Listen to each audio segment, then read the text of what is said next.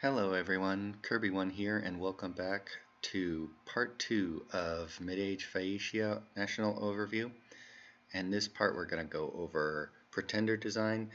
We'll do national spells, national items, a couple of national events as well that are relevant to the nation, and then heroes as well, including the Worthy Heroes one. And then, what else?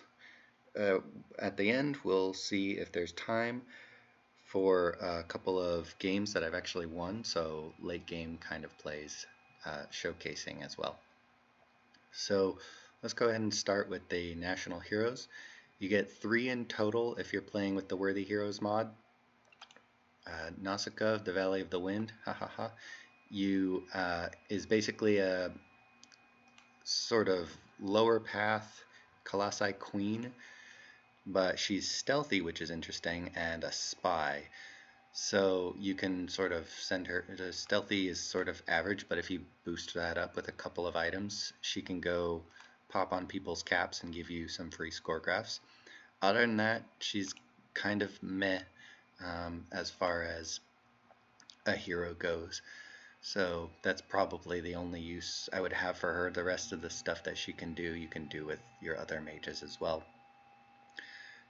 The other vanilla hero that you get without Worthy Heroes mod is Melitele, the basically Naiad, which is 100% a Naiad. I think this is a bug because I summoned her with the I summoned her with the Wish spell, and then Divine named her. So she has homesickness, just like a regular Naiad. The only thing that she gets as a benefit is Disease Healer. Everything else is exactly the same as far as magic paths, and here I have another Naiad just that I summoned. Regular Naiad. There we go. And so yeah, they're basically the same. The bonus to getting her is that you get Nature 3, but then it's Nature 3 that you have to sort of keep her in your home province. We'll go ahead and transform her in case she survives next turn, and then you can move her around and do stuff with. You can also do a little bit of site searching, especially the remote site search spell for nature.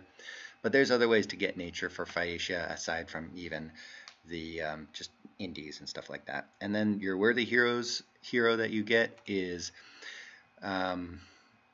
Alkinoos. Not exactly sure if that's the right pronunciation, but a king consort, and so he's basically the king version of the prince consort, sort of like the Colossi queen, since it's a queendom. Phaeacia is a queendom, but you've got the king consort, and he is decked out with a bunch of the sort of Macone line gear for golden spear, gleaming hauberks and stuff, and he has pretty good paths. He can do magic phase thuggery stuff, self bless if you have any bless stuff. He's a combat caster, which is kind of cool, and then very good paths for thugging. But I'd probably still just, if it were me, keep him around for forging reasons and stuff like that. Yeah, so those are your 3 heroes. Just a little bit of magic diversity, and then a spy, I guess. So kind of okay, but also kind of meh. Now, as far as national spells go, we've got a bunch in conjuration, and then we've got a bunch in construction as well. And that's about it, I believe. Yeah. Oh, and enchantment, you've got a 1 combat spell, which I'll showcase as well. For conjuration, Pride of Lions, forget that exists, as usual. You've got 2 really interesting fire spells. One is pretty meh, but the other is almost game-defining for your nation. We'll start with the Ladon. The Ladon is a very interesting spell. It says here, can be summoned once and dies forever. So you summon a unique unit dragon that is then not able to be summoned again if it dies. It's got beefy hit points, 3 attacks, but it's a unit, and if you make it a commander, it only has miscellaneous slots and doesn't have magic paths, so it's kind of meh, pretty average, not particularly exciting. It does have 20% regen and fear. Protection is actually pretty decent uh, for what it is, but otherwise it's just a big fat sack of HP with regen, and its attacks aren't magic, so it's sort of alright. But the sort of cross paths to get it are a little prohibitive. Fire and nature is not something that you can summon in vanilla cross paths, and if you take it on your pretender, that's the only way. But the other way is to have a Hesperide, which we'll get to in a second. What happens is if you do summon one of these guys, then basically he was guarding this tree. This is all lore stuff. He was guarding the golden apple tree, and then every year you'll start getting events that will get you golden apples. And here's a golden apple. Now, for the longest time, I didn't actually know what this Eat for Youth bit did, and I had to ask around, and basically what it does is it removes 10 years of age from an old age character. Otherwise, it doesn't actually do anything. Then give you +2 morale. So it's a kind of blah item, and it's, again, prohibitively expensive in terms of path cost and also resources. So I wouldn't see this happening a whole lot in your game, and I wouldn't necessarily spend the resources to try and get it, especially since you already have aging slowed down in your cap by 50%, so not really necessarily going to have a lot of old age mages anyways. Excuse me. So yeah, that spell I'd probably bypass. This one I would not. Hesperide, I would definitely try and sort of wrap your nation around how to be able to get these guys, or these ladies I should say. This is who they are. They are amazing mages, also disease healers like your hero naiad. They reduce unrest. They're inspirational with 55 leadership, which is pretty great, but you have other commanders that you can use. Awe is pretty nice.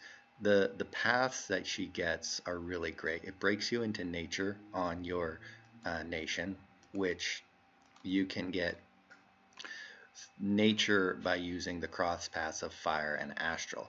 It is a little hard to get 3 fire and 1 astral just sort of natively. The one way you can do it is with a Colossi Queen or with a Colossi Weaver, but you have to have boosters, which then you sort of can't really make, especially the fire boosters specifically. So this is a thing that you'll either have to empower for or build into your pretender in order to get. But once you do, they make more of themselves because they have fire and astral. So this is really great to put into communions, put nature into communions, put high astral and high fire into communions. Astral 3 is actually one of the highest astrals on your nation in terms of what you can recruit. So this is a pretty amazing mage, and very well worth it to get. Their cost of 35 is definitely worth it, I would say. You focus on lanterns for some of your research, and then save up those fire gems so you can get more Hesperides and get them as much as you can, and then site search around with them, and then throw them into big battles with nature communions for mass regen and stuff like that. Awesome pick. That's the only commander that you can summon, if I recall correctly.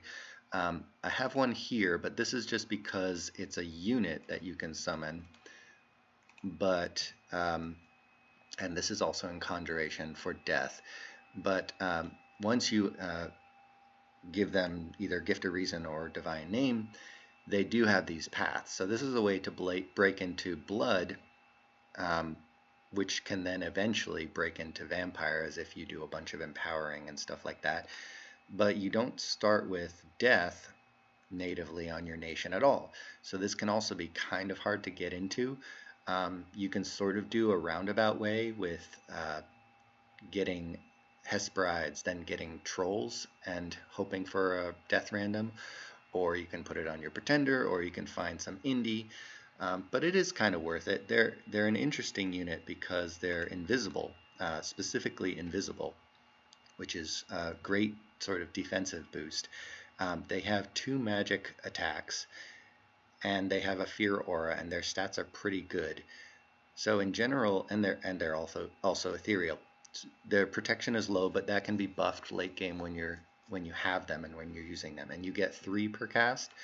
So they can be pretty good buffs to your army, especially with flying, and I believe flies and storms, yeah, storm immunity. So pretty cool pickup, but kind of hard to get. If you build death into your pretender somehow, remember that these guys are there because they can be fun, and then you can break into blood later on in the game as well. So let's see, as far as conjuration, you've got other things. You've got a Hound of Twilight, and that's these guys. These guys are big fat sacks of HP. You see a lot of them in other Mediterranean era nations, so Archaecephaly, or I believe Erythea, and then yeah, other nations like that. And they have also the Ghost Rending, so 2 more magic attacks, and then a strong poison tail attack plus the fear aura.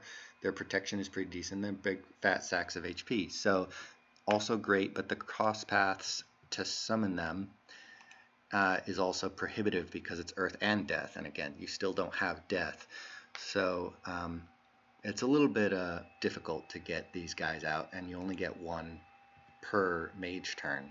If you have something like Bone Tribe Shamans, I believe they can make these if you got the earth death random. The Cynocephalians, the Duggo Indie, you can also get with these guys, so there's ways, but maybe not necessarily build a pretender out of it unless you've got some kind of rainbow. Alright, let's see what else we've got. Yep, so that's about it for that. And then a bunch in construction. So you've got Brass Bull, which is a pretty late tech. I don't know why it's sorted like this, but it's a pretty late tech that comes online, and it's a high in fire gem cost, and you get again a unit which is a big fat stack of HP, high protection, basically temper fleshed itself, and then has all of the resistances very, very high, and it tramples with a heat aura.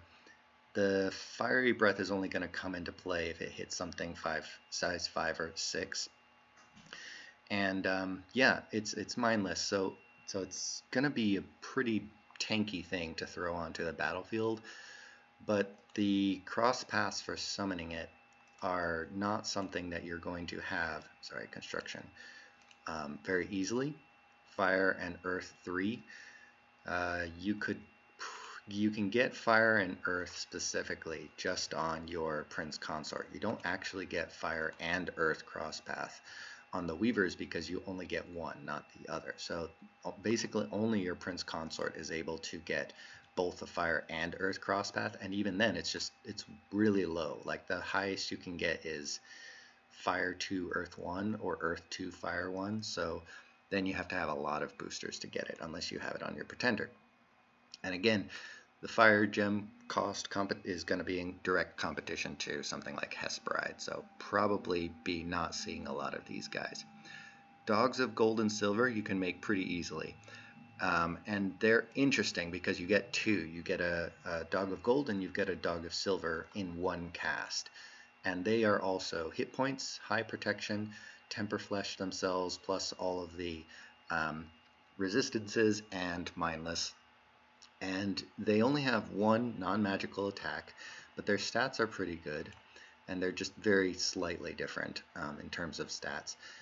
But they're big and tanky, and you get 2 of them for 7 earth gems. There's a lot of competition pretty much always for earth gems for lots of different things, including summons and just sort of generic summons and items. So You may not want to see a whole lot of these, but if you get like a stack of like 20 of them or something like that, they can make a decently solid front line. The one downside is that they're not going to have magic weapons, so that can be a holdup later in the game. And then the last summon, I believe, is this Kelidone, which is again a unit, and it is immobile. So it is an immobile, pathless communion slave, same tag as Pythium's communicants have, but with that sort of beefy, high protection, temper-fleshed self with all resistances. And they're spell singers, which it doesn't say, like, it doesn't have a tag for it, but they are spell singers. So they're going to have less fatigue from being communion slaves than your average communicant. It's an interesting sort of mechanic, but they are completely immobile. So you're basically only using them to defend forts, maybe thrones or something like that. But yeah, I don't know. They'll be completely immune to battlefield wipes.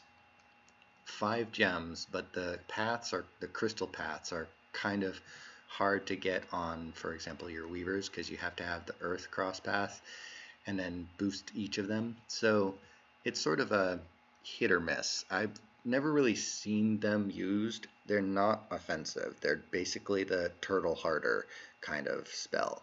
I guess you can throw a bunch of them in Phaeacia if you're worried about getting swamped by some kind of astral nation, or I should say underwater nation that's going to jump you, like Relay or something like that. But even then it's just like, meh, I'm not sure. So they're there, but again, Earth Gems, high competition. So if I recall correctly, that's all the national summons. And then you've actually got quite a number of national items in addition to the apple. So you've got 2 body slots and then a miscellaneous slot, which is very interesting. This is sort of a, I believe, construction 4 body slot that you can get. It's got low protection, but also no encumbrance and defense penalties, and then it actually gives you defense bonus and auto twist fate and higher magic resistance.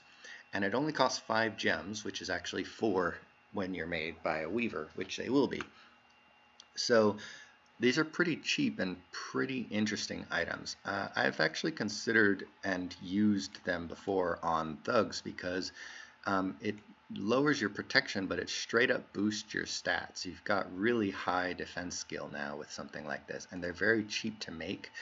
You can boost this defense by quite a lot, and then their encumbrance will go down if you swap out, for example, the Hoplon with a better shield, and you give them girdles of might or something like that, or reinvig boots.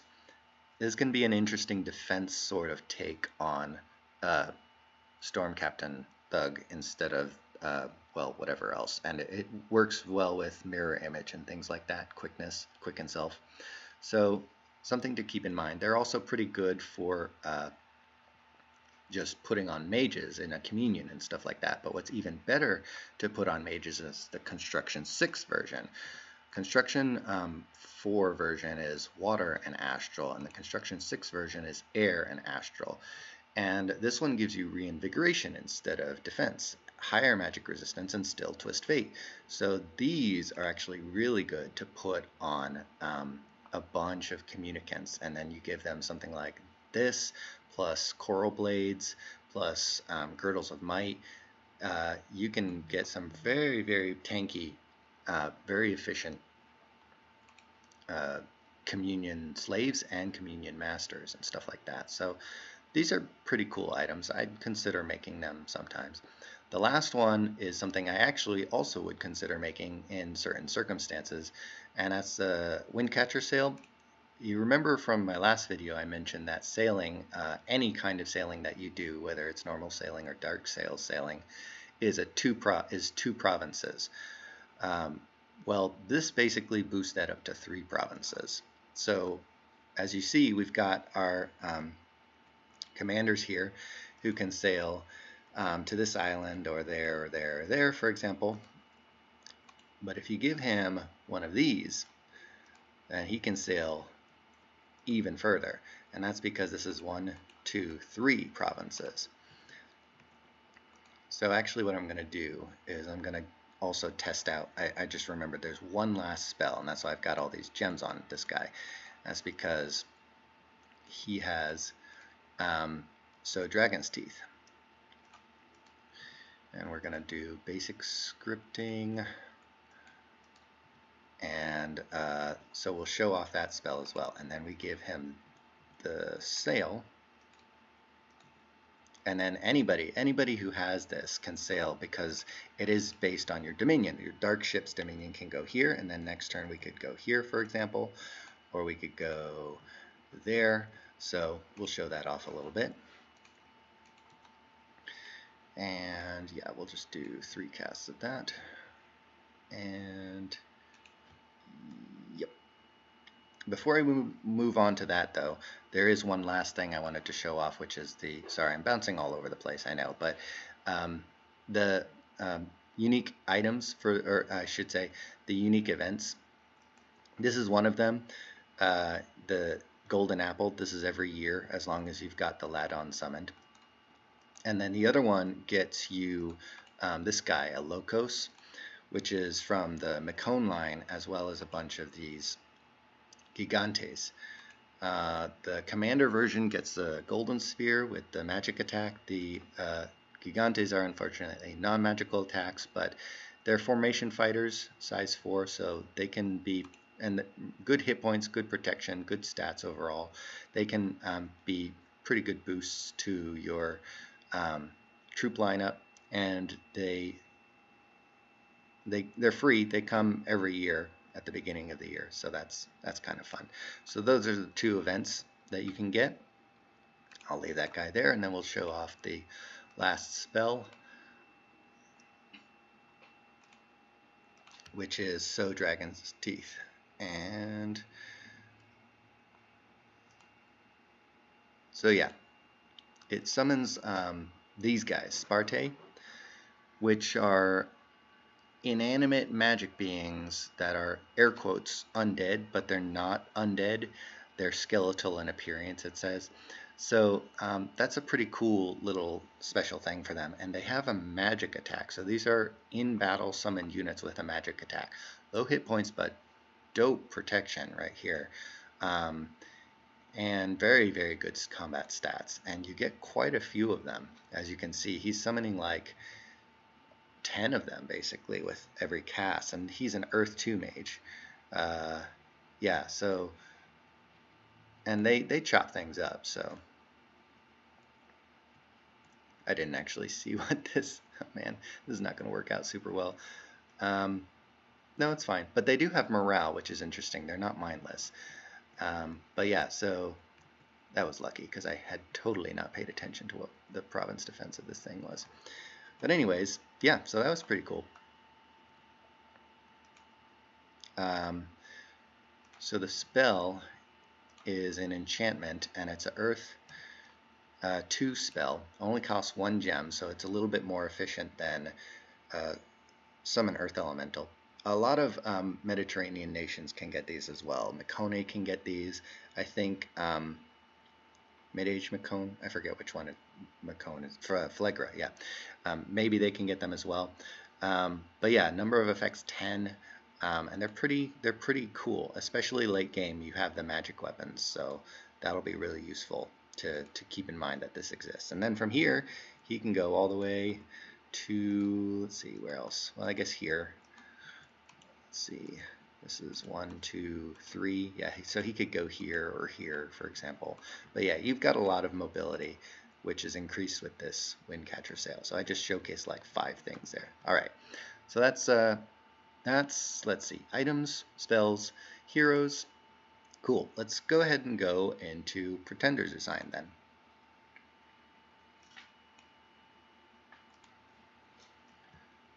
So we're back in Pretender design, and I think at this point, as we've gone over what the nation has and what the nation is capable of, pretty much most people are going to look at this and say, well, you know what would be great is scales, lots and lots of scales.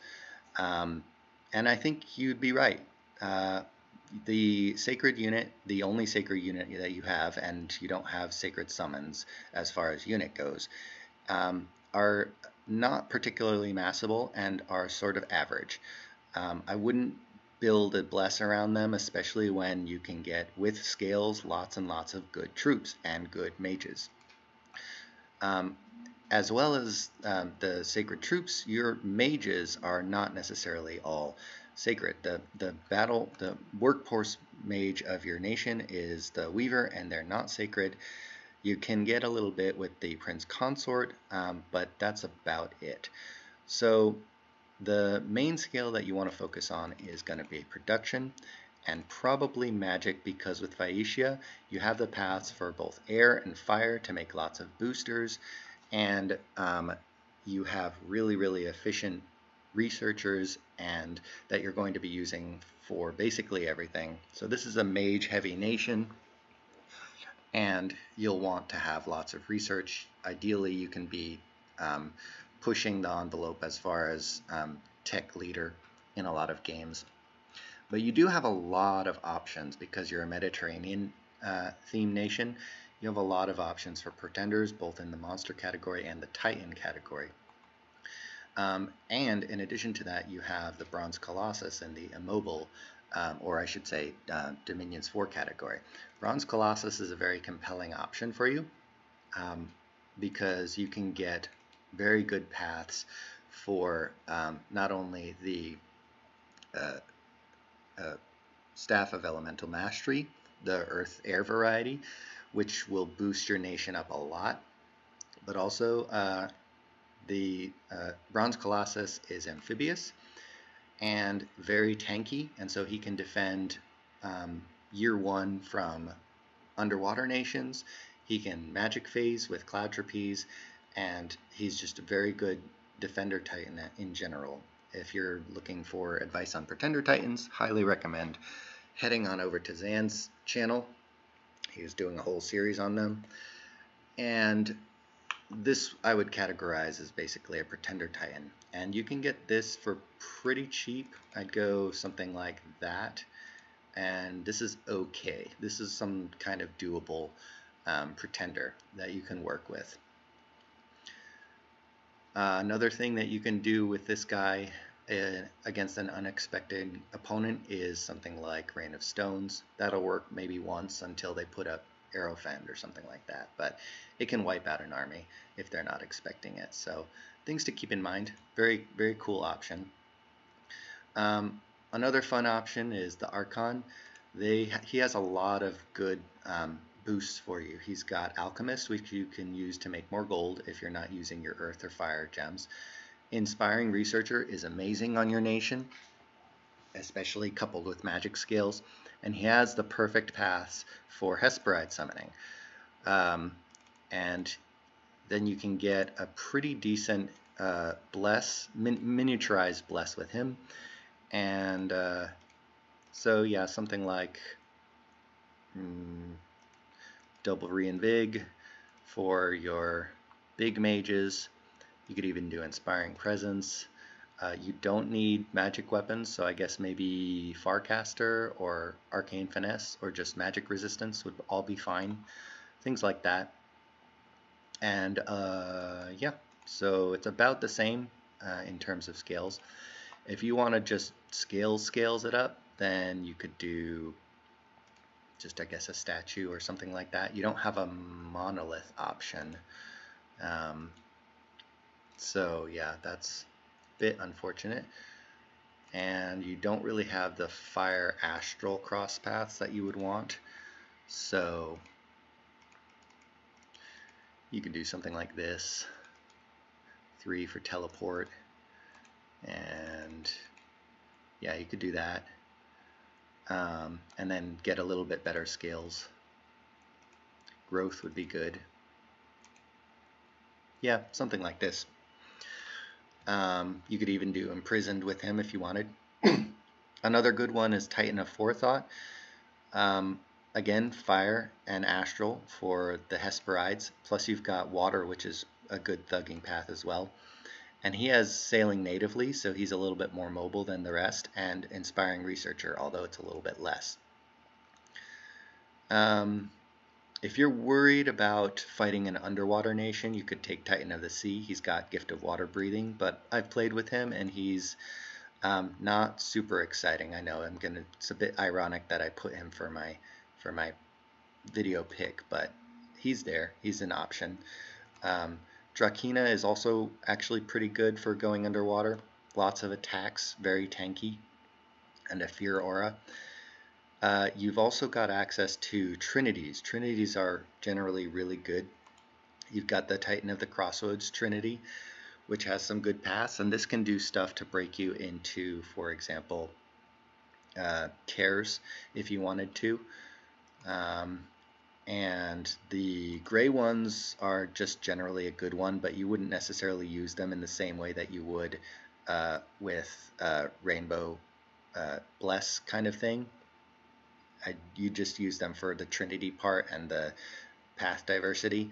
Just keep in mind the paths for gray ones are really sort of unique, and you have to know how they work before you expect to just have access to rainbow chassis like you do with the rest of these. The Eldest Cyclops is actually really good.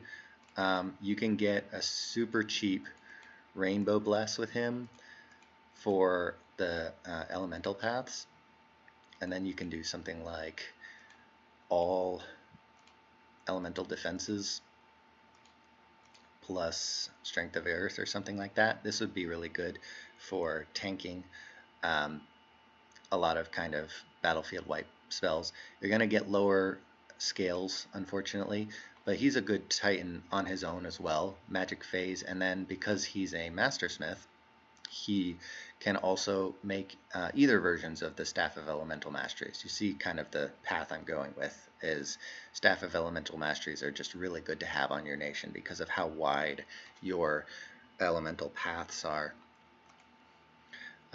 The Telkine is a pretty amusing pick just to remember that he's there because of the year 1 Foul Vapors option that you can have.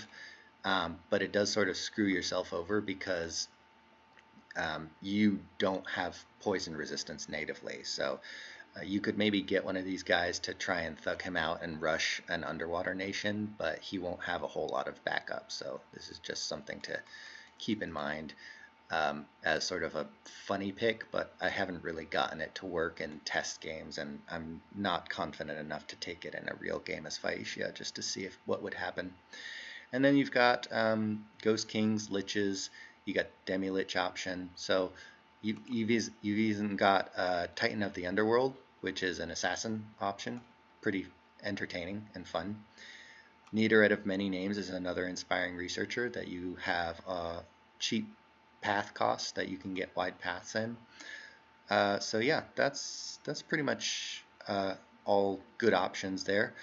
As far as blesses go, probably just Reinvigoration. One thing that you can have a lot of fun with that I've played one game in is the larger bless, and that will give a lot of mobility to your Prince Consorts because they already have map move 20 plus sailing that they can move all over the place, and being larger, they'll have more hit points. They can do even more thugging stuff. Same would go for the Colossi Queen and stuff like that, but that's actually pretty much it.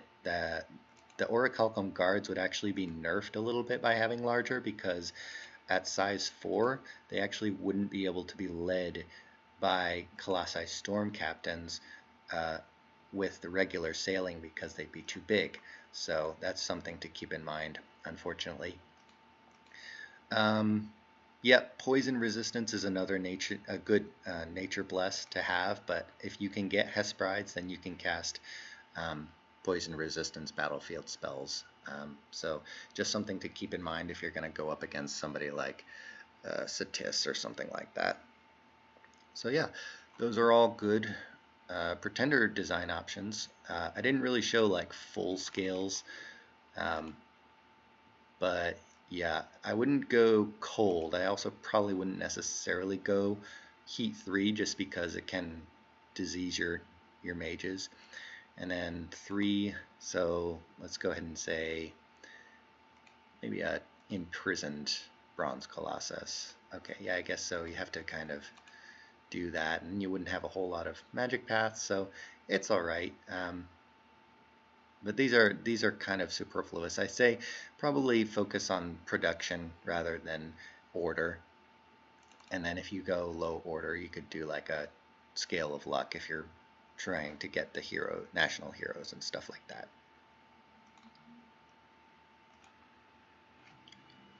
So here's one late game that I won, that actually I'm on the turn before winning, claiming the last throne that I need to win. This is a very, very old game, one of the Accidental Ascension games, and I actually got a pretty decent scales range with, I believe, an imprisoned bull that then gave me a larger bless.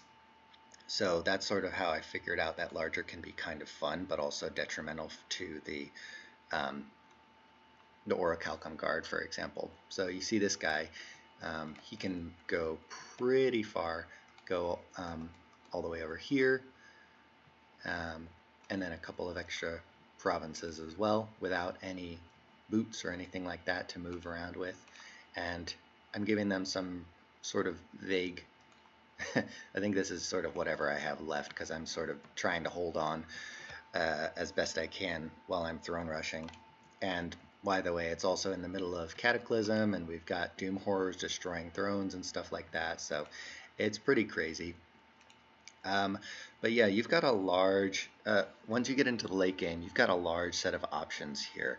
I've been able to get Worms That Walk, for example, for nature magic in battles.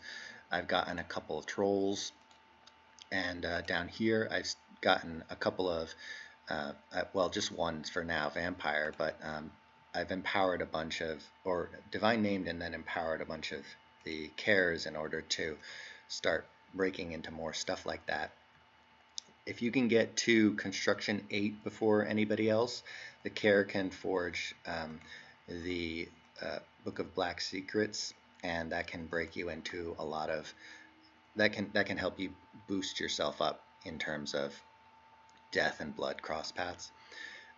Another fun thing that you're able to do pretty easily with Phaeacia is Wrath of God with the Colossi Queens. Once you get the Heir to Astral 2, you can forge something like the Tome of High Power, and then give yourself boosters the rest of the way, and she can cast it pretty easily if you want to go ham on people that are attacking you or be really annoying to your neighbors that took turmoil scales. A fun thing that I managed to do in this game, as you can see, is pick up the mercenary that has the Mason tag, so I've been able to upgrade a bunch of coastal forts to citadels, and they give me so much income per fort that it's kind of ridiculous. And then once you've got it in your capital, you can just spam out your slow to recruit mages as needed. If you get the boosters and you're able to break into the higher elemental paths, you can summon pretty much all of the elemental royalty. You see I've got a couple of leftovers of the summons from the Queens of Water. I had Queens of Air, and I had Kings of Earth and stuff like that, but me being me, I wound up getting them all killed, so I don't think they're around to showcase, unfortunately. You can get some pretty beefy armies here with Thunderstrike with Storm Power, and then Communions, Fog Warriors. We've got one battle over here where I had a lot of Orichalcum Guard, which are really, really great late game because of the magic weapons. And then you can throw in things like Army of Lead, Mass Regen. I doubled it up just to make sure that I got it off. All sorts of different things. Double Storm, Fog Warriors, yeah. So really, really tanky army right here. It was able to go in and fight off about 60 Sentinels with a Rainbow Bless, although at this point in the game, this particular player is AI, so not necessarily representative of the skill that could be brought against me here. So a bit of a lucky win here. Another win for Phaeacia that I had, which I actually subbed in for, so can't claim all the credit there. Um, but was another fun game was this one in particular where you had the Pretender who had these paths, and these are actually really, really great paths on a Bronze Colossus. You can do Wailing Winds, you can do Winds of Death, again, Rain of Stones, and you can get the Staffs of Elemental Mastery with him. We got a lot of artifacts that I managed to make good use of, and with him I was able to drop onto this water throne and then throw a Citadel of Power up there because I had things like Heliophagi and a bunch of empowered blood mages as well as vampires somewhere. I know I have vampires somewhere.